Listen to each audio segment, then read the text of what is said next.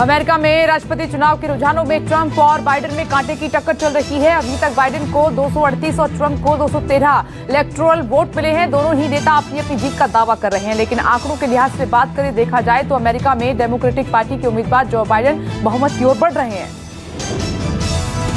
अमेरिकी चुनाव के नतीजों पर डोनाल्ड ट्रंप ने प्रेस को संबोधित करते हुए उन्होंने कहा कि हम धीरे धीरे जीत की तरफ बढ़ रहे हैं और हमें पूरा भरोसा है कि जीत मिलेगी और असाधारण जीत मिलेगी। ट्रंप ने कहा कि वोटों की गिनती में कई जगह फ्रॉड हो रहा है, लेकिन हमें पूरी उम्मीद है कि हम ही चुनाव जीतेंगे। अमेरिका में राष्ट्रपति चुनाव के लिए वोटों की गिनती के बीच अमेरिकी राष्ट्रपति डोनाल्ड ट्रंप ने बड़ा आरोप लगाया है। ट्रंप ने कहा है कि हम लोग बड़ी जीत की ओर बढ़ रहे हैं, लेकिन विरोधी नतीजों को चुराने की कोशिश कर रहे हैं। हम विरोधियों को ऐसा नहीं करने देंगे। हम लोग सुप्रीम कोर्ट जाएंगे और वोटों की धांधली रोकने की मांग करेंगे। And we were getting ready for a big celebration. We were winning everything, and all of a sudden it was just called off. The results tonight have been phenomenal, and we are getting ready. I mean, literally, we were just all set to get outside and just celebrate something that was so beautiful, so good. Such a vote, such a success. The citizens of this country have come out in record numbers. This is a record. There's never been anything like it. Just the law to be used in a proper manner. So we'll be going to the U.S. Supreme Court. We want all voting to stop. कांटे की टक्कर के बीच Joe Biden ने भी समर्थकों को संबोधित किया और कहा कि भरोसा रखिए, हम जीत रहे हैं। जो बाइडेन ने कहा है कि हमें अभी चुनाव जीतने की पूरी उम्मीद है। अभी नतीजों में वक्त लगेगा, लेकिन जीत हमारी ही होगी। जब तक एक बैलेट की गिनती नहीं हो जाती, हम इंतजार करेंगे। You know, we could know the results as early as tomorrow morning, but it may take a little longer. As I've said all along, it's not my place or Donald Trump's place to declare who's won this election. That's the decision of the American people. But I'm optimistic about this outcome.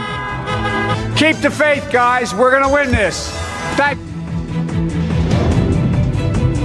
White house के बाहर black lives matter के कार्यकर्ताओं ने प्रदर्शन किया है। नतीजों के रुझान के बाद कार्यकर्ता व्हाइट हाउस पर जुट गए। व्हाइट हाउस के बाहर ट्रंप और जो बाइडेन के समर्थक आपस में भिड़ गए और गोलियों की आवाज भी सुनी गई। बवाल के बाद व्हाइट हाउस की सुरक्षा बढ़ा दी गई है। नतीजों के बाद हिंसा की आशंका बनी हुई है।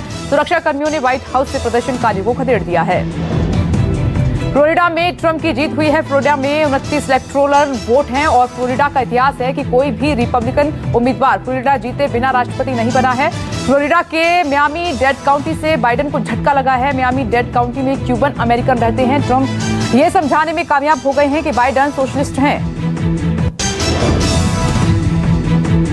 पंजाब और केंद्र सरकार के बीच कृषि कानूनों के बाद बिजली को लेकर घमासान मचा हुआ है। दिल्ली के जंतर मंतर पर कैप्टन अमरिंदर सिंह धरने पर बैठे। कैप्टन के साथ धरने पर साथ दिखे नवजोत सिंह सिद्धू। धरने पर बैठने से पहले कैप्टन अमरिंदर सिंह और कांग्रेस विधायकों और नेताओं के साथ राजघाट पहुंचे। कैप्टन और सिद्धू ने महात्मा गांधी को श्रद्धांजलि दी। कृषि कानूनों के खिलाफ किसानों के लगातार विरोध के चलते केंद्र सरकार ने पंजाब में रेल सेवा रोक दी है। पंजाब में रेल सेवा रोके जाने के बाद से ब्लैक आउट का खतरा बढ़ गया है। इस मुद्दे को लेकर कैप्टन और विधायक जंतर मंतर पर पहुंचकर विरोध प्रदर्शन करने लगे। हो रहा है किसानों का। आज मेरे सारे पावर प्लांट शट डाउन हो गए। आज जो चल रही है थोड़ी बहुत बिजली पंजाब में वो आ रही है नेशनल ग्रिड से। आज मार्च 31 के बाद मेरे पास कोई पैसा नहीं आया। 10,000 करोड़ पेंडिंग पड़ा है सेंटर के पास। आज अगर ट्रेन नहीं चलेंगे तो कोयला नहीं आएगा, कोयला नहीं आएगा, प्लांट्स नहीं चलेंगे। रेलवे ने पंजाब में चल रहे किसान आंदोलन के कारण मालगाड़ियों की आवाजाही 7 नवंबर तक रोक दी है। मालगाड़ियां बंद होने से पंजाब में थर्मल पावर प्लांट में कोयले की सप्लाई नहीं हो पा रही है, जिससे बिजली उत्पादन प्रभावित हो रहा है। केंद्र सरकार की तरफ से कहा गया है कि पंजाब में चल रहे प्रदर्शन के चलते ट्रेनों का परिचालन नहीं हो पा रहा है।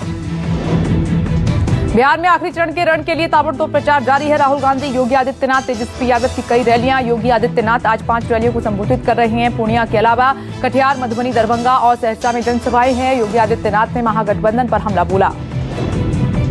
परिवारवाद को बढ़ावा देने वाली, जातिवाद के आधार पर सामाजिक ताने बाने को छिन्न भिन्न करने वाली, तुष्टीकरण की पोषक और जब भी शासन करने का अवसर प्राप्त हुआ तो उन्होंने बेईमानी और भ्रष्टाचार की पराकाष्ठा को पूरा करते हुए देश की सुरक्षा के साथ खिलवाड़ किया। ऐसे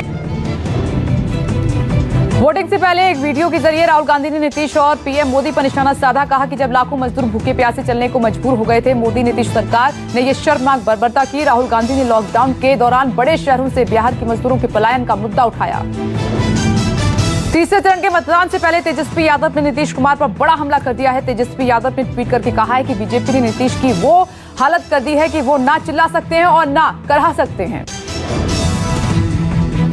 चिराग पासवान ने एक बार फिर नीतीश कुमार पर प्रहार किया है। ट्वीट करके कहा कि सीएम नीतीश कुमार अपनी कुर्सी बचाने के लिए प्रधानमंत्री नरेंद्र मोदी के पीछे पीछे घूम रहे हैं, उनकी कृपा के लिए तरस रहे हैं। चिराग पासवान ने कहा कि मात्र अपनी कुर्सी को बचाने के लिए नीतीश कुमार व्याकुल हैं।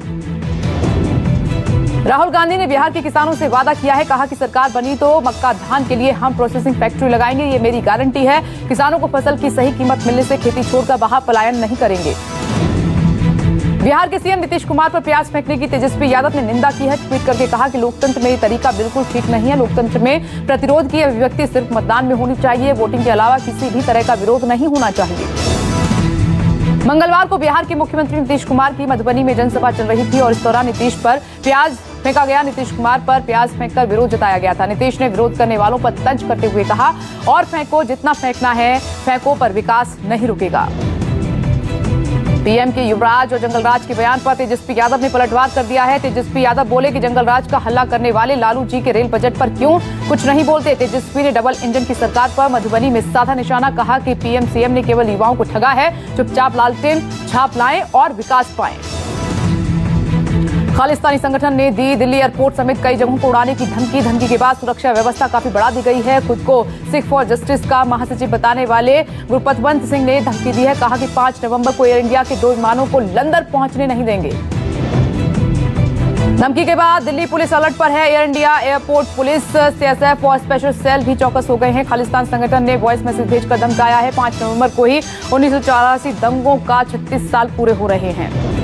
फॉर जस्टिस करके एक ऑर्गेनाइजेशन है, उसने ये धमकी दी है कि एयर इंडिया की 2 फ्लाइट्स हैं लंदन जाने वाली 5 तारीख को, उनको हम लंदन नहीं जाने देंगे।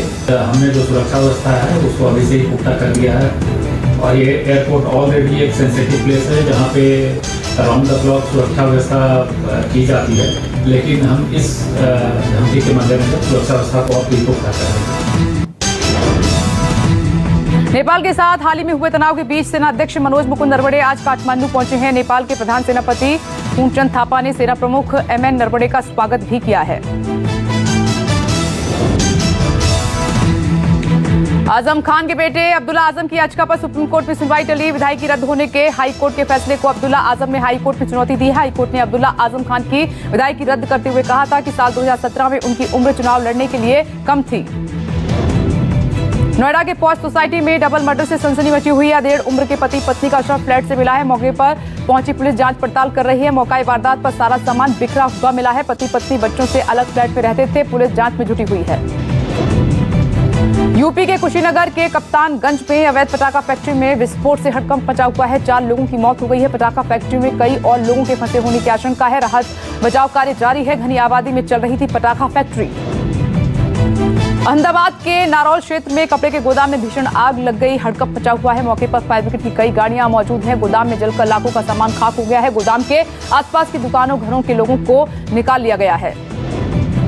देश में कोरोना का कहर लगातार जारी है। पिछले 24 घंटे में सामने आए 46,254 नए मामले, 514 लोगों की मौत हुई है। पिछले 24 घंटे में 53,387 मरीज कोरोना से ठीक होकर घर लौटे हैं। भारत में कोरोना के कुल मामलों की बात करें तो 83,13,000 से ज्यादा हुए हैं। अब तक 1,23,000 लोगों की जान जा चुकी है। दिल्ली में कोरोना का विस्फोट हुआ है। 10 दिन में 50,000 नए मरीज सामने आए हैं। 400 के करीब मौतें हुई हैं। दिल्ली में पहली बार एक दिन में कोरोना के 6,000 से ज्यादा मामले दर्ज किए गए हैं। दिल्ली में 5,891 मरीजों का पिछला रिकॉर्ड टूटा है। त्योहारी सीजन में दिल्ली में कोरोना के केस तेजी के साथ बढ़ रहे हैं। दिल्ली में कुल संक्रमितों की संख्या 4 लाख के पार हो चुकी है। पटाखों को लेकर राजस्थान सरकार और सख्त हो गई है। पटाखा चलाने और बेचने वालों पर जुर्माना लगेगा। राज्य सरकार के मुताबिक राजस्थान में पटाखा बेचने वाले किसी भी दुकानदार को 10,000 रुपए का जुर्माना लगेगा और अगर कोई पटाखा जलाते हुए मिला तो 2,000 रुपए का जुर्माना वसूला जाएगा। दिल्ली के सरिता विहार इलाके में जन्मदिन का जश्न मनाने से रोकना एक पुलिस कांस्टेबल को महंगा पड़ गया है। आरोपी युवक ने बीएमडब्ल्यू से कांस्टेबल को टक्कर मार दी, जिससे कि कांस्टेबल घायल हो गए हैं। आरोपी गाड़ी छोड़कर फरार हो गया है। पुलिस आरोपियों की तलाश में जुटी हुई है। बॉलीवुड के एक्टर फराज खान का 46 साल की उम्र में निधन हो गया है। बताया जा रहा है कि फराज लंबे समय से बीमार चल रहे थे। तबीयत खराब होने के चलते उन्हें बेंगलुरु के अस्पताल में भर्ती कराया गया था। फराज के निधन की जानकारी ट्वीट के जरिए एक्ट्रेस पूजा भट्ट ने दी है। मेहंदी, परेड, दुल्हन बनूं मैं तेरी, चांद बुझ गया जैसी कई फिल्मों में काम किया था। अक्षय कुमार की अपकमिंग फिल्म लक्ष्मी का दूसरा गाना बम भोले रिलीज हो गया है। गाने में अक्षय का लुक और एनर्जी का अलग ही लेवल दिखाई दे रहा है। बता दें कि बम भोले का म्यूजिक और लिरिक्स इल्लुमिनाटी ने तैयार किया है, जबकि आवाज वायरस की है। फिल्म अभिनेता विजय राज को एक महिला से छेड़छाड़ के आरोप में गिरफ्तार कर लिया गया है। शूटिंग के दौरान विजय राज पर को एक्ट्रेस से छेड़छाड़ का आरोप लगा है। पुलिस ने विजय राज को उस समय गिरफ्तार किया है जब वो अपनी टीम के साथ बालाघाट में फिल्म शेरनी की शूटिंग कर रहे थे। फ्रांस में दिनों दिन बढ़ रही इस्लामिक कट्टरपंथियों के खिलाफ राष्ट्रपति मैक्रों ने कड़ा कानून लाने की प्रक्रिया पर काम करना शुरू कर दिया है। बताया जा रहा है कि कानून में स्वास्थ्य और शिक्षा में धर्म आधारित छूट नहीं दी जाएगी। मद्रास हाई कोर्ट की मदुरई बेंच ने गांगुली और कोहली को नोटिस जारी कर जवाब मांगा है। नोटिस में आरोप लगाया गया है कि गांगुली और कोहली के फैंटेसी ऐप का प्रचार किया था, जिसमें पैसे हारने के बाद कई युवाओं ने सुसाइड कर लिया। 19 नवंबर तक दोनों ही खिलाड़ियों को नोटिस का जवाब देना होगा। आरबीआई ने करंट बैंक खातों से जुड़े नए नियमों को 15 दिसंबर से लागू करने का फैसला कर लिया है। नए नियमों के मुताबिक कंपनियों को बैंक में अपना करंट अकाउंट या ओवरड्राफ्ट अकाउंट खुलवाना जरूरी होगा। इससे पहले आखिरी तारीख 5 नवंबर तय की गई थी। 10 नवंबर को एप्पल स्पेशल इवेंट का आयोजन कर रहा है। एप्पल पार्क से वर्चुअल तरीके से इवेंट की स्ट्रीमिंग की जाएगी। 10 नवंबर को होने वाले इवेंट के लिए एप्पल ने मीडिया इनवाइट्स भेजने शुरू कर दिए हैं।